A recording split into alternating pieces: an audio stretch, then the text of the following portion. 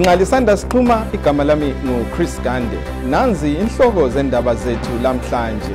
Rwanda, amakhulu abantu ahlangene eKigali etshengisa usekelo lukamongameli Paul Kagame phambilini kokhetho lwangolwesihlanu. South Sudan, uArchbishop weCanterbury uJustin Welby uhlangane lomongameli weSudan uOmar al-Bashir ngemva kokwazisa ukuba eleSudan seliyisigaba sokungamachumi amane esonto yeAnglican. Senegal, abavoti bayavota kukhethwa idale leParliamente kulokufuthelana phakathi kukamongameli Macky Sall lomeya weDakar owabotshwayo.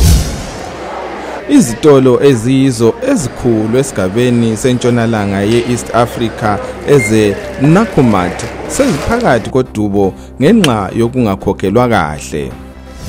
South Africa, lanxa kwaba umhlabathi kungahambi ngesiqubu kwele South Africa engadini zama-grapes esigabeni seMolotele kukhanya kuphumelela.